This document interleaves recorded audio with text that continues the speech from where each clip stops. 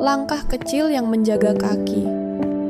Setiap langkah punya arti bagi penyandang diabetes.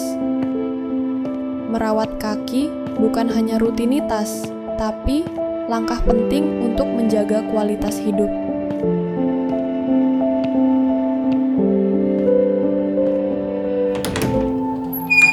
Maaf, dengan Ibu siapa?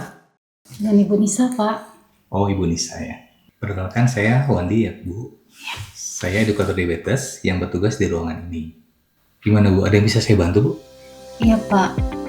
Minggu lalu saya diminta dokter untuk mendapatkan informasi dan edukasi perawatan kaki sehari-hari di rumah. Jadi, Ibu sakit gulanya sudah lebih dari 5 tahun, Bu? Iya, Pak. Saya sakit gula lebih dari 5 tahun. Emang kenapa ya, Pak, kalau lebih dari 5 tahun? Jadi begini, Bu Nisa.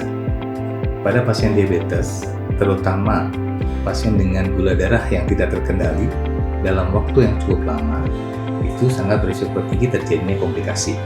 Salah satunya komplikasi pada kaki.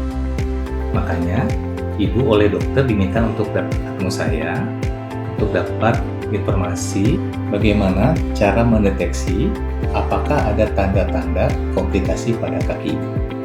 Oh, gitu ya, Pak. Walaupun tidak ada keluhan dan tidak ada luka, tetap harus diperiksa kaki saya, Pak. Betul sekali, Bu Nisa. Mungkin Ibu pernah dengar mengapa pemeriksaan kaki secara rutin sangat penting bagi penyandang diabetes. Iya, Pak. Saya pernah mendengar obrolan pasien lain di ruang tunggu. Katanya kaki jadi gatal karena kering dan ada juga jari yang bengkok. Itu kenapa ya, Pak?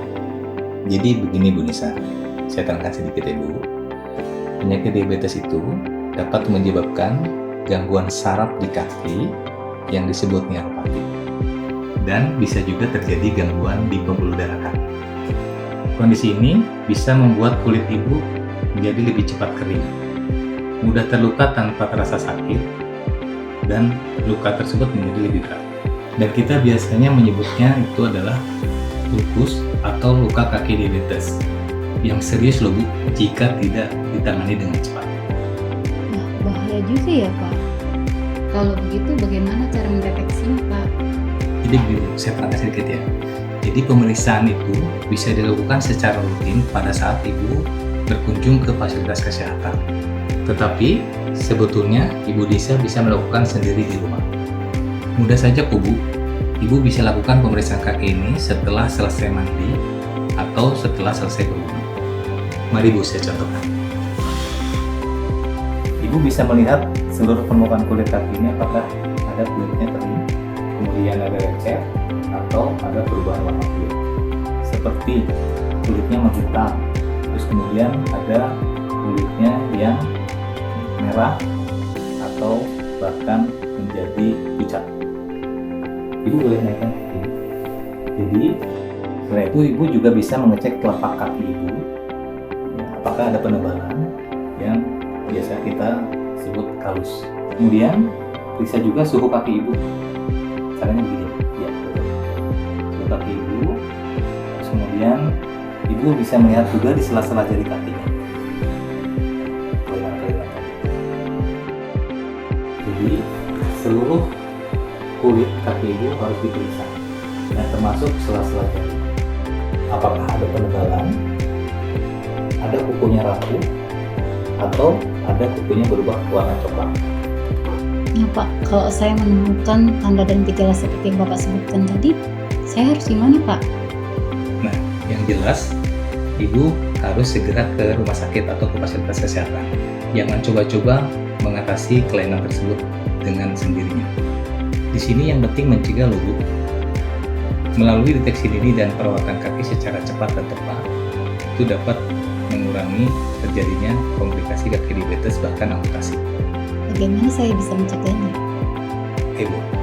Selain pemeriksaan rutin yang Ibu harus lakukan, Ibu harus mengendalikan gula darah supaya terkontrol dengan baik.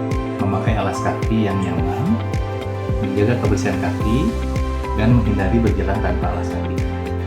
Mengikuti edukasi dan pelatihan deteksi dini bisa membantu Ibu lebih paham dan waspada terhadap risiko kaki diabetes.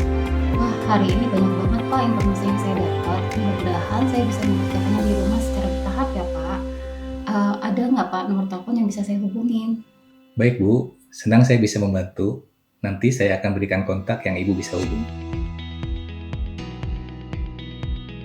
Periksa kaki Anda setiap hari, konsultasikan secara berkala, dan jangan abaikan tanda-tandanya.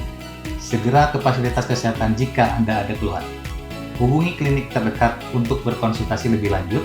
Langkah kecil ini cegah risiko besar di